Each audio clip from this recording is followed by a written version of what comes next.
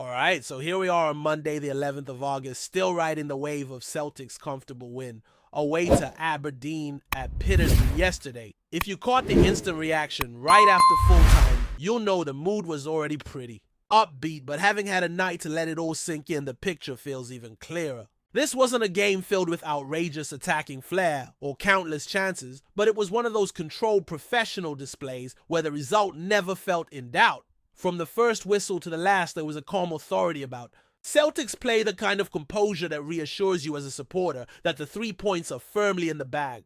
Control really is the word for it. Aberdeen might have hoped to catch Celtic on a slightly off day, especially with the ongoing chatter about transfers and squad depth hanging in the air. But they never got close to unsettling Brendan Rodgers' side, even when Celtic weren't. Cutting the opposition open at will, there was a sense of security in possession and a clear structure without the ball. It's the sort of performance that doesn't make the highlight reels in years to come, but still lays the foundation for a strong season. Brendan Rodgers himself seemed satisfied afterwards, but you could tell he feels there's still a lot more to come. Some of the new faces are still bedding in. Negron and Tierney, for example, are only just starting to find rhythm in the team.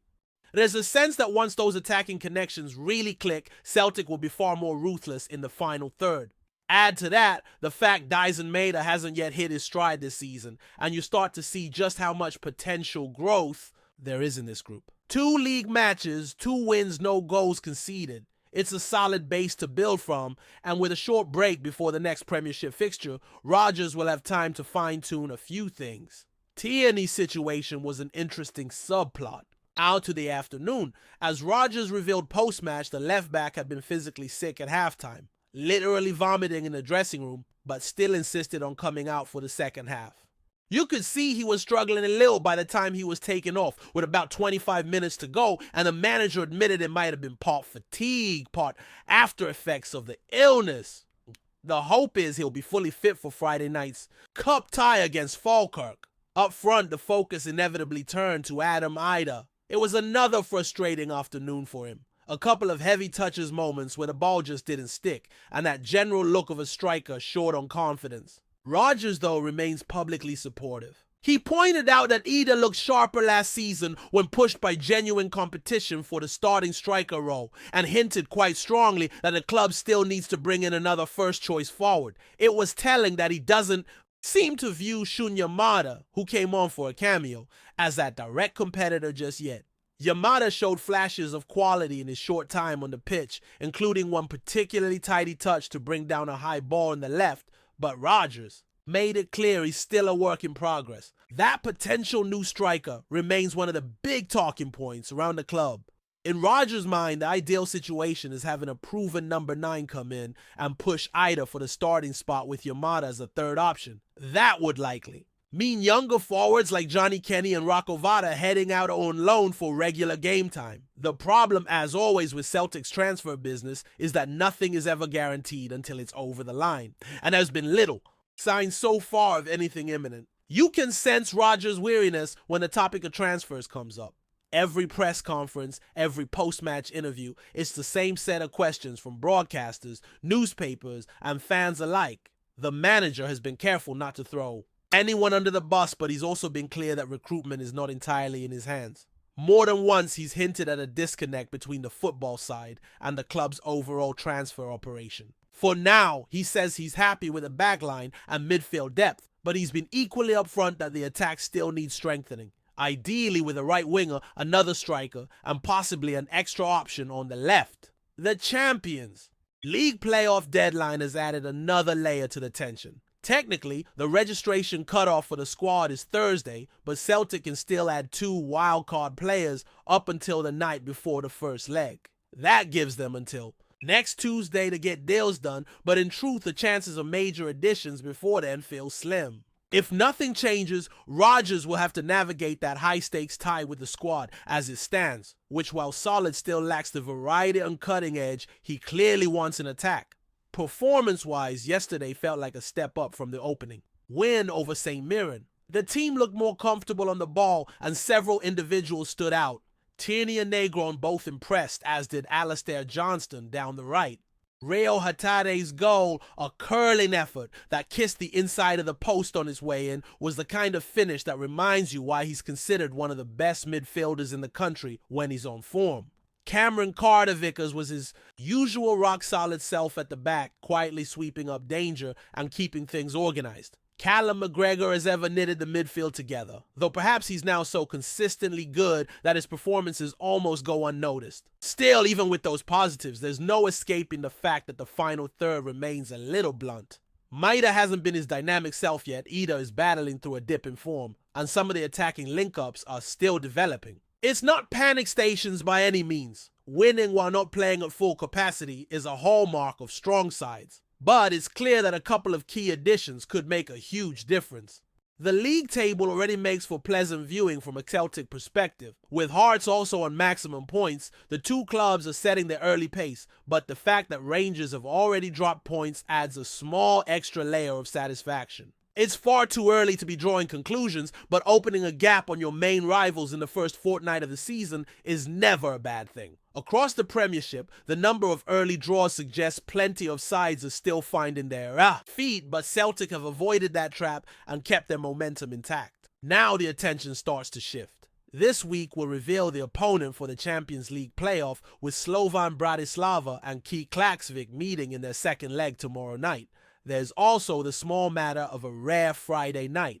Home fixture, a cup tie against Falkirk, which would be the next chance for Rodgers to perhaps rotate a little, give minutes to the likes of Yamada and keep the squad fresh ahead of Europe. Rodgers' post-match comments also contained one intriguing nugget that's bound to spark conversation. He mentioned there's a narrative that his Celtic sides don't play attractive football, and went so far as to say there are a number of people who really don't like me at the club.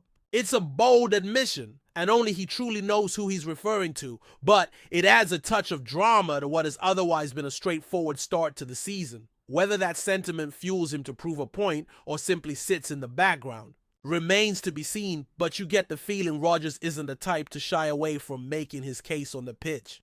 All in all, it was one of those afternoons where the job was done without fuss.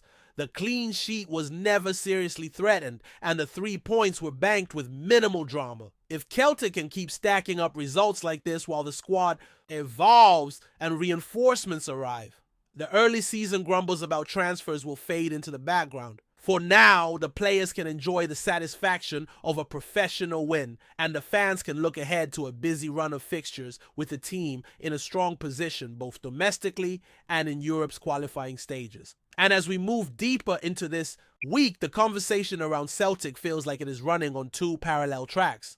On one side, there's the solid unbeaten start to the Premiership campaign, 2 games in, and not a single goal conceded. On the other, there's that constant hum in the background about the squad's balance, the missing pieces in the attack, and how Brendan Rodgers is managing both the pressure on the pitch and the noise off it. These threads are weaving together into a narrative that will define the early months of the season, and while the mood is positive after Aberdeen, there's a sense among supporters that the club can't afford to rest on this platform for too long. Rodgers has been doing this long enough to know when a team is close to hitting top gear and when there's more work to be done. Against Aberdeen, you could see the structure and discipline he demands. The pressing was coordinated, the defensive transitions were sharp, and in midfield, the passing lanes were controlled well enough to prevent any real threat from developing. But in the attacking third, there were still moments where the movement lacked that split-second timing, where the through ball wasn't quite on, or where a cross into the box found no one attacking it with conviction. Those moments matter when you step into European competition, and Rodgers is clearly aware of it. The manager's handling of Adam Ida is a good example of his man management in these situations.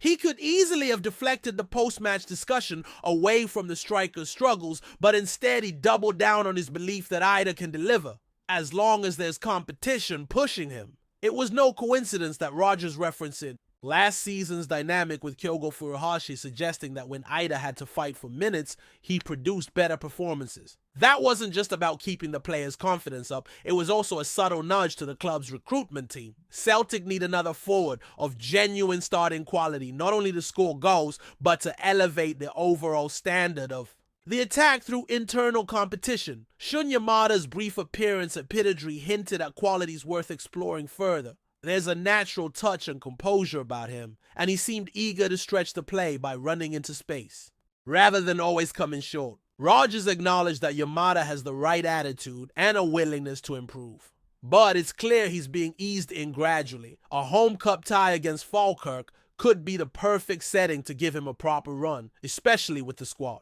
currently operating on a relatively light schedule of 1 game per week. Still, the looming Champions League playoff means every selection call carries a bit more weight, and Rodgers will be careful not to disrupt the rhythm of his regular starters too much. What's striking is how often the conversation comes back to transfers. In public, Rodgers has been almost weary in his repetition of the same lines. He's not entirely sure what's happening behind the scenes. He'll work with whatever players he has, but he still feels certain positions need to be strengthened. It's a fine balance between being honest about the situation and avoiding outright criticism of the club's processes. But for supporters, those comments feed into the long-standing frustration that Celtic can be slow to act in the market even when the need is obvious. The club's cautious approach to spending has delivered stability and domestic dominance, but the question is whether it can also deliver progression in Europe. And that's where these coming weeks will be crucial.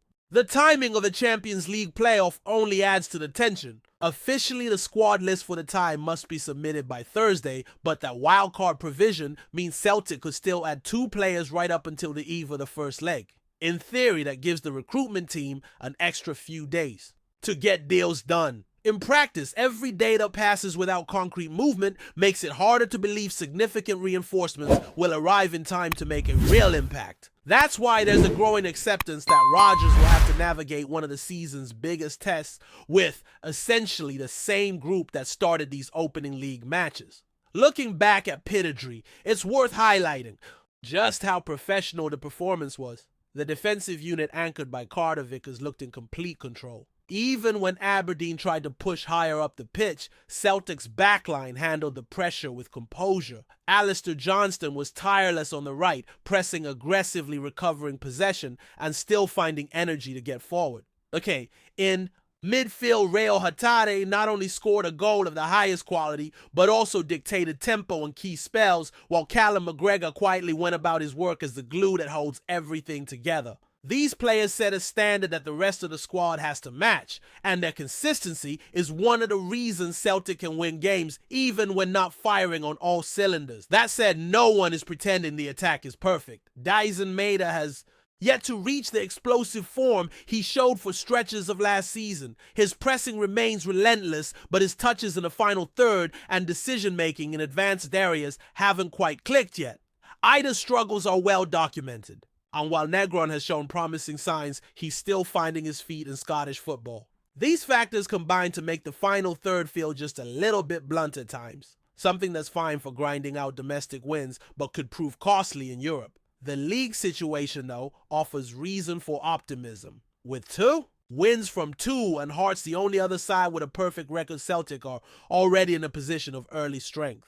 The fact that Rangers have dropped points adds a touch of satisfaction for supporters, but no one inside Lennoxtown will be getting carried away. Early season tables mean little if you can't sustain the form, and Rodgers will be keen to ensure his side builds momentum through August and into September. That run includes not only the Champions League playoff, but also an early trip to Ibrox, a fixture that can shift the mood around the club dramatically depending on the result. The off-field narrative took an intriguing turn with Rodgers' admission that a number of people at Celtic don't like him. It's a rare moment of candor that raises more questions than it answers. Is he referring to figures in the boardroom, within the wider staff, or even certain sections of the support only? He knows for sure, but the comment underscores that even in a winning start there are undercurrents at play.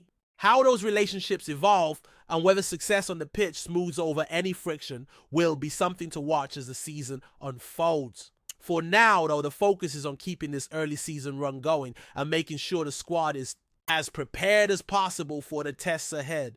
The Falkirk match offers a chance to rotate, experiment, and perhaps give some fringe players or youngsters a platform. But it's also an opportunity to build attacking confidence to find those combinations in the final third that will be so important in Europe. Negron will want to keep his scoring touch, Yamada will be desperate for minutes, and Maeda could use a goal to spark his season into life. It's easy to forget amid all the transfer speculation that Celtic are in a strong position. The defense is settled, the midfield has quality and depth, and the overall tactical structure is clear. If the club can add the right attacking pieces before the window closes, there's every reason to believe this team can not only dominate domestically, but also give a good account of itself in Europe. That's the vision Rodgers will be pushing for, and one he'll feel is within reach if the recruitment team can deliver. The next 7 to 10 days will be telling. They will reveal the Champions League opponent, confirm the squad list for that tie, and potentially bring clarity on whether new faces are arriving. In the meantime, the players' job is to keep winning, to maintain that control and composure they showed at Pittodrie,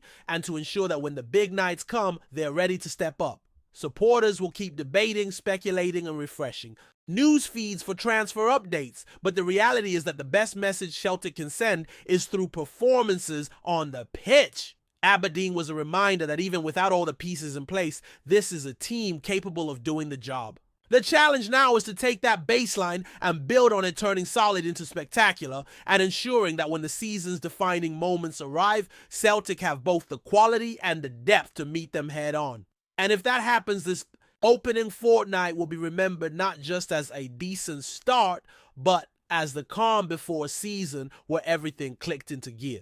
Before we proceed, subscribe to our channel and enable notifications to receive all exclusive news about Celtic FC. Don't miss any details about your favorite team. It's extremely important for Celtic FC fans.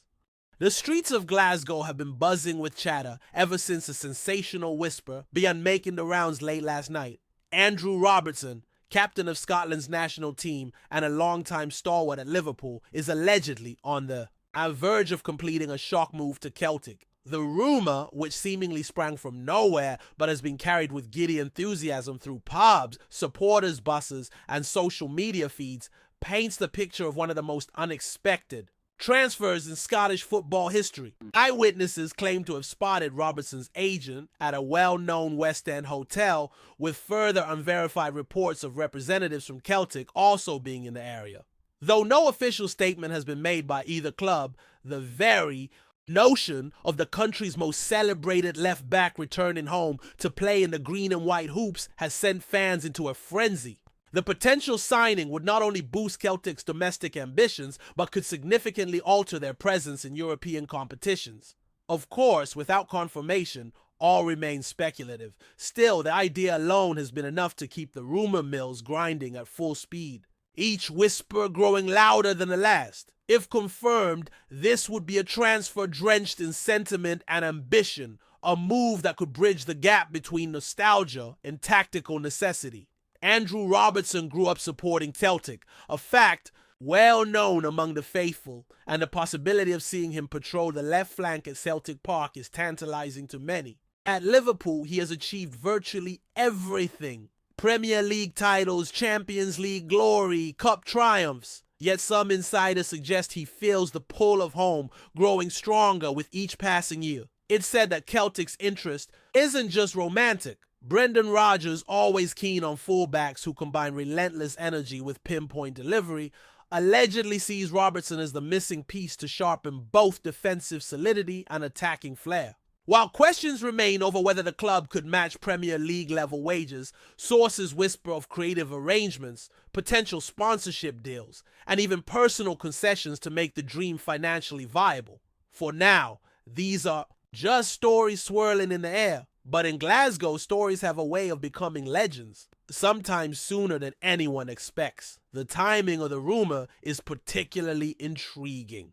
Celtic, currently leading the Premiership but facing an increasingly fierce challenge from Rangers, may view such a signing as the ultimate statement of intent. Bringing Robertson home would not merely be a footballing decision, it would be a psychological blow to their rivals, an emphatic message that Celtic intend to dominate both domestically and abroad. Those close to the club have hinted that talks, if they are happening, could hinge on Celtic securing Champions League football for next season, a lure that might tempt Robertson to swap Anfield for paradise. Meanwhile, Liverpool's stance remains a mystery. Jurgen Klopp, no stranger to reshaping his squad when necessary, has been silent on the matter, but fans on Merseyside are understandably skeptical about losing such a key figure.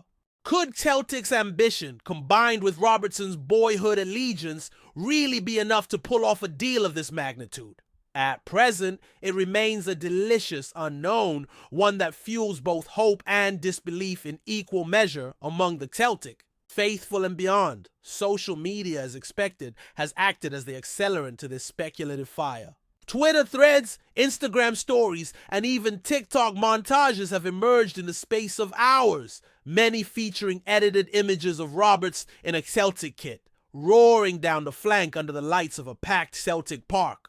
Former players have weighed in, some suggesting that such a move would be a fairy tale ending to Robertson's career. Others warning that the pace and intensity of Scottish football is no less demanding than the Premier League. Supporters' forums are ablaze with debate. Some are already planning to get Robertson 3 printed on next season's shirts, while others remain cautious, pointing out that until pen meets paper, this is nothing more than a tantalizing rumor. Nonetheless, the energy is undeniable. Every vague tweet, every grainy photo of someone who might be Robertson's agent, every unverified inside scoop only adds fuel to the already raging fire of speculation. In a city where football is religion, such whispers are treated almost as like gospel, at least until reality steps in to confirm or crush the dream. And so, as the city wakes each morning, the first question whispered over breakfast tables and coffee counters remains the same. Have you heard anything new about Robertson? Each day without official word only heightens the tension as the rumor teeters between fantasy and fact. In pubs, over pints, you hear confident declarations that it's done, just waiting to be announced, while others shake their heads and dismiss it as wishful thinking. Still, in a football culture where romance and rivalry intertwine, the idea of a world-class player returning to his boyhood club is too perfect a storyline to ignore. Whether Robertson's signature ends up on a Celtic contract or the whispers fade into the background, the episode already illustrates something timeless about the Scottish game. Hope, however improbable, is as much a part of the sport as the goals and the glory. Until the truth emerges, fans will keep scanning news feeds, watching hotel entrances, and believing. Because in Scotland, sometimes the wildest rumors have a way of becoming the proudest realities. Hello, fan. Don't forget to like and subscribe to the channel, as it means a lot to Celtic FC. Also, share your opinion about the news in the comments below. See you in the next video.